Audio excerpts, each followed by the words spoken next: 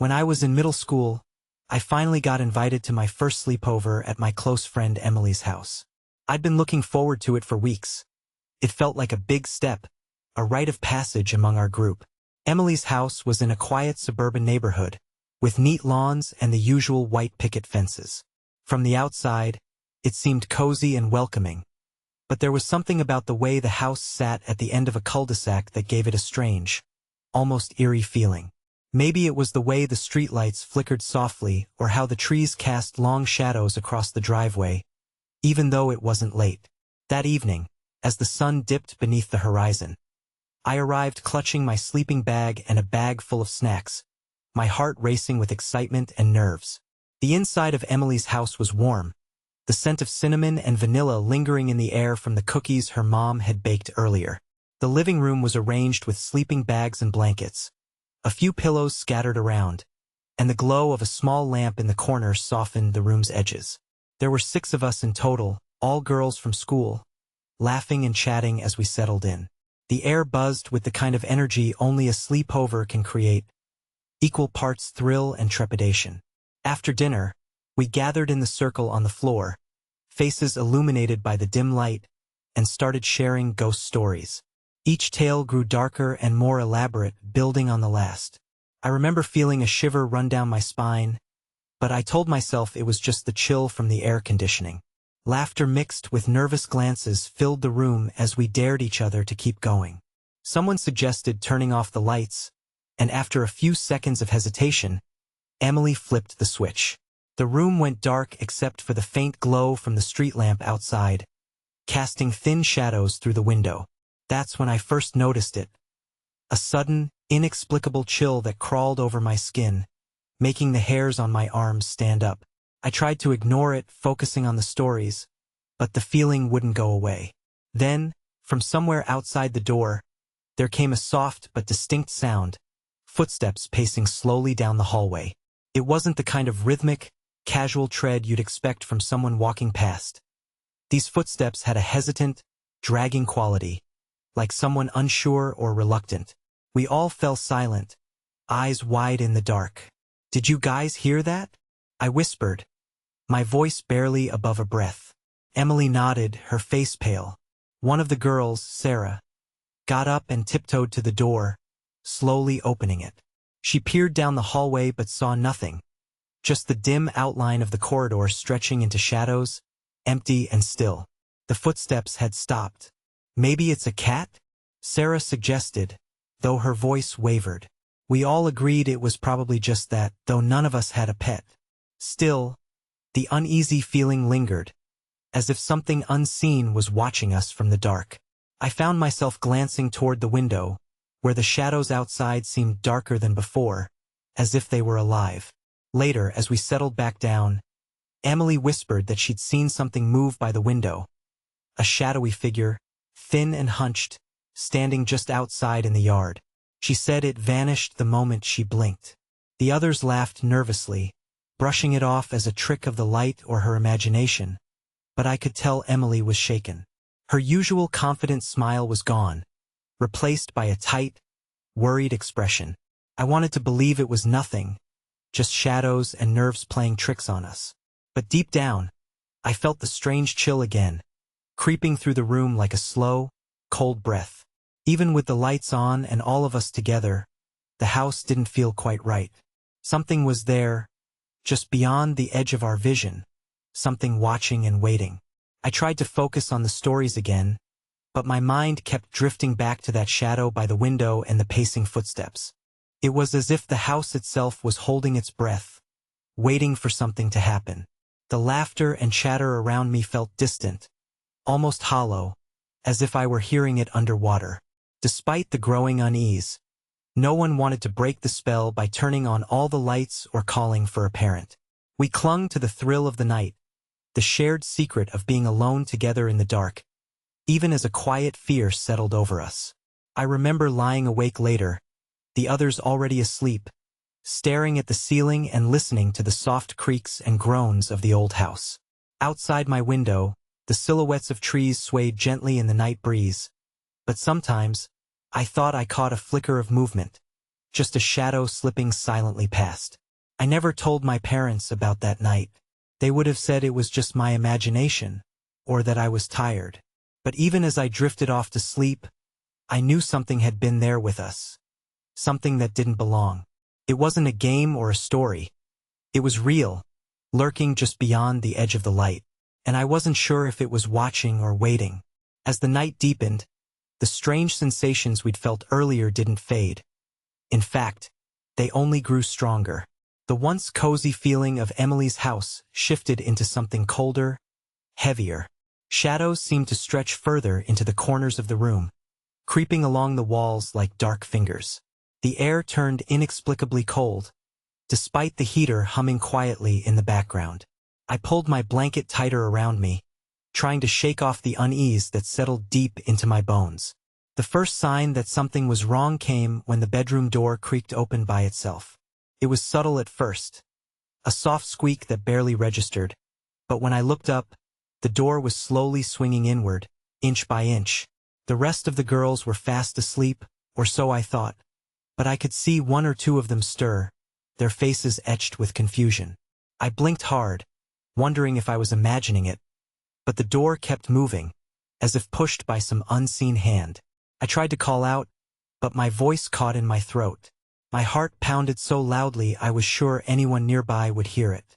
The cold air swept in through the crack beneath the door, brushing against my skin like icy fingers. I glanced toward the window, but the curtains were still drawn tight.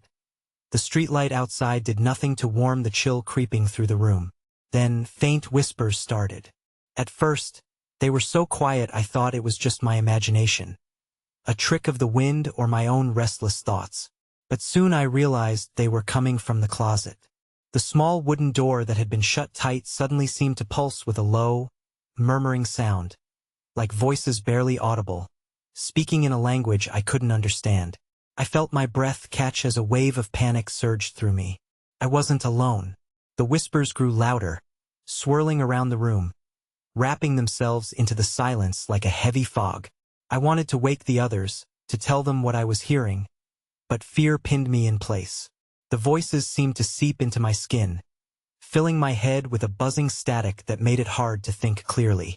I blinked rapidly, willing the room to come back into focus. Suddenly, the power flickered. The soft glow of the lamp went out, plunging us into complete darkness. My eyes darted around, trying to adjust, but the blackness was impenetrable. I could hear the rapid breaths of the girls nearby, the rustling of blankets, and then a scream shattered the silence. It was Sarah. "She's under my bed," Sarah cried, her voice trembling with terror. There's a face, pale with empty eyes, staring at me. We all froze, the air thick with fear. I wanted to look, to see it for myself, but I was too afraid. The thought of something lurking just beneath the bed made my skin crawl. The others began stirring, some calling out to Sarah, trying to calm her down, but her panic was contagious. The room felt suffocating, as if the walls themselves were closing in on us. Just then, the door to the hallway opened, and Emily's parents appeared, their faces calm but concerned. They asked what was wrong, and we stumbled over our words, trying to explain the strange noises and Sarah's scream. They checked the room thoroughly but found nothing unusual. No shadows, no whispers, no faces under the bed. Their reassurances fell flat, though, and as they left, the silence returned, heavier than before. I lay back down, my heart still racing. The warmth and safety I'd expected at a friend's house had vanished, replaced by a cold dread that made it impossible to relax. The lights flickered again, and I pulled my blanket over my head, wishing desperately for morning. But the night wasn't over. As the hours ticked by, the disturbances escalated. Doors throughout the house creaked open and shut without cause, and I could swear I heard footsteps pacing the hallway outside our room once more. The cold gusts seemed to come from nowhere, snaking their way through the closed windows and doors, brushing past us with a chilling touch. Each breath I took felt sharp and thin, as if the air itself was different, thinner, colder, and harder to breathe. At one point, I heard a faint tapping on the wall beside my bed. It was slow at first, then faster, like someone knocking urgently but trying not to be heard. I didn't want to look, but curiosity and fear fought inside me. When I finally turned my head, all I saw was the wallpaper, peeling slightly in one corner, but no sign of any visitor. One of the girls whispered that she'd seen a shadow move down the hall, just beyond the doorway. It was fleeting, gone before anyone could get a good look. But the fear it sparked was enough to keep us all wide awake. Another friend found strange scratches on the bedroom door, thin and jagged, like nails dragged across the wood. No one had been outside the room, or so we thought, and the marks weren't there when we arrived. By then, the whispering from the closet had stopped, but a heavy silence filled the room, pressing against my ears. The house felt alive, but not in a friendly way. It was as if something was trapped inside, desperate to be noticed. I lay awake, staring at the ceiling, counting the seconds between noises. Every creak made me jump. Every shadow seemed like a threat. I wanted to scream for my parents, for Emily's mom and dad, but the words wouldn't come. Fear had wrapped itself around my throat, a tight knot that wouldn't loosen.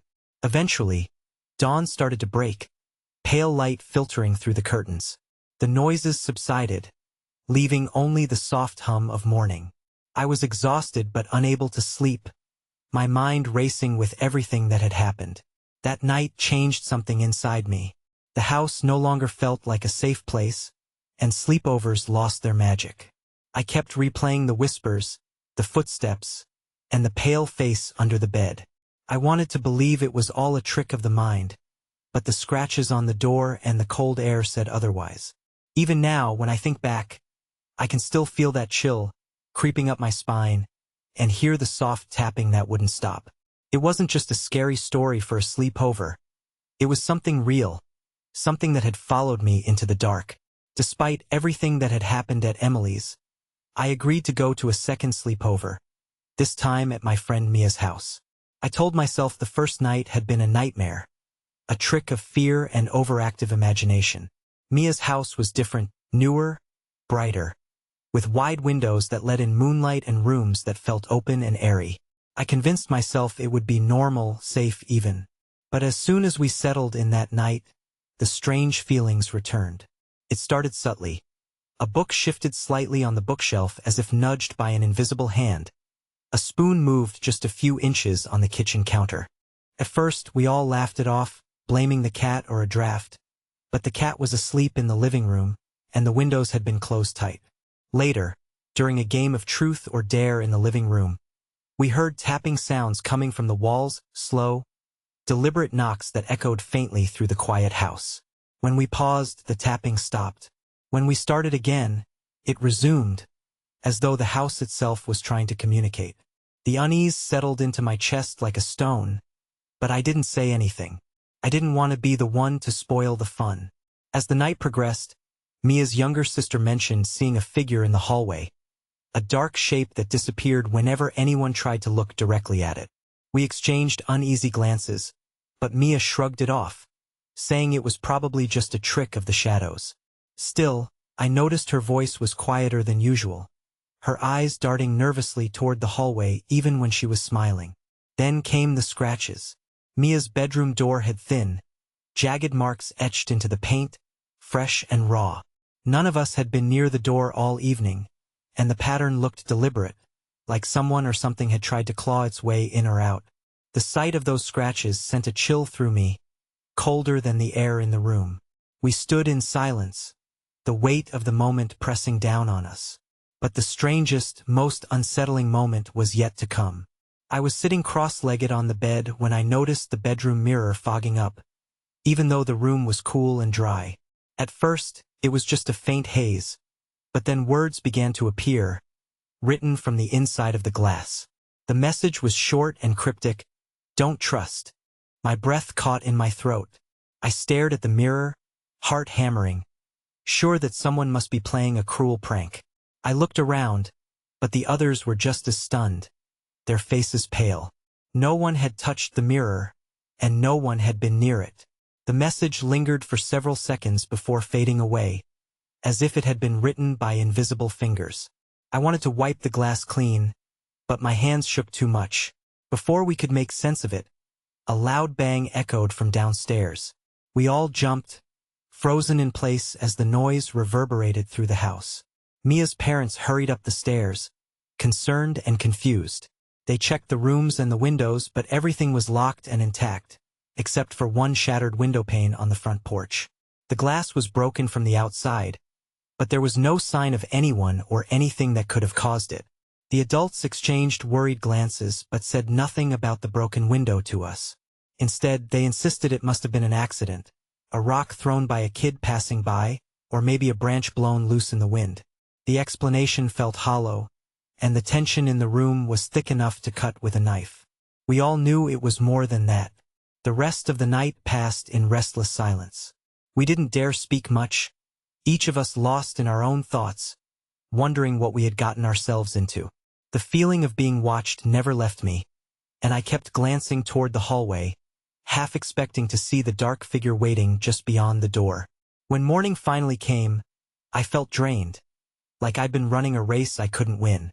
The sleepover had been supposed to be fun, a chance to laugh and bond with friends, but instead, it was a night filled with fear and unanswered questions. I wondered if Mia and the others felt the same, but none of us talked about it openly. It was as if acknowledging the strange things that had happened would make them real, and none of us wanted to invite that in. Looking back, I realized those 2 sleepovers were more than just childhood scares. They were moments when the world shifted slightly, and I caught a glimpse of something I wasn't meant to see. I wanted to believe it was all coincidence, or tricks of the mind, but the scratches, the messages, the broken window, they left a mark on me that I couldn't ignore. Even now, years later, the memories come back sometimes. The tapping on the walls, the foggy mirror, the shadow in the hallway. And though I try to push them away, the unease lingers, a reminder that the line between imagination and reality can be thinner than we think. Those 2 sleepovers, the one at Emily's and the one at Mia's, changed the way I saw the world around me. Before, sleepovers had been a simple joy. Staying up late, sharing secrets, and the warm feeling of friendship. But after those nights, the idea of being alone in someone else's house, especially at night, became something I dreaded. The safety I'd always taken for granted was suddenly fragile, like a thin glass ready to shatter at the slightest touch. I remember talking about those nights with a few close friends afterward. Some dismissed what I said, laughing nervously and telling me I was just imagining things, or that I'd been spooked by shadows and noises that happen in any old house. But others told me they'd had similar experiences. Strange sounds, unexplained movements, cold spots where the air felt thick and heavy. It was strange to realize I wasn't alone in sensing that something was off, though none of us had the words to explain it. The fear I felt didn't just disappear with time. Sleepovers became something I avoided, and whenever I found myself in a new or unfamiliar place at night, a creeping anxiety would take hold. I'd lie awake, listening for sounds that shouldn't be there, watching shadows move in the corners of my vision. The memories of those whispered voices, the pacing footsteps, and the pale face under the bed echoed in my mind long after the lights came on. Sometimes, in dreams, I'd find myself back in those rooms, surrounded by darkness and silence, only to hear the faint tapping or see a shadow slip past the door.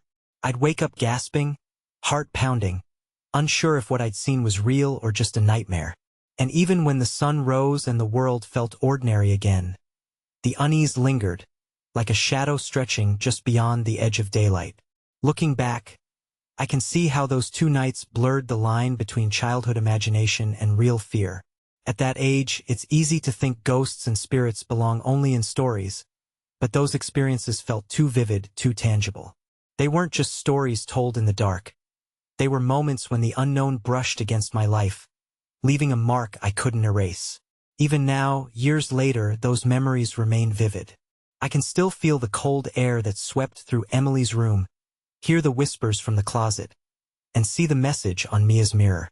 They remind me that childhood isn't always safe or simple, and that sometimes, the things we're too afraid to name are closer than we think.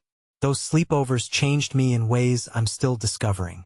They taught me that fear can be real and persistent, that the world holds mysteries beyond what we see, and that sometimes the bravest thing is to face those fears head-on, even if the answers never come.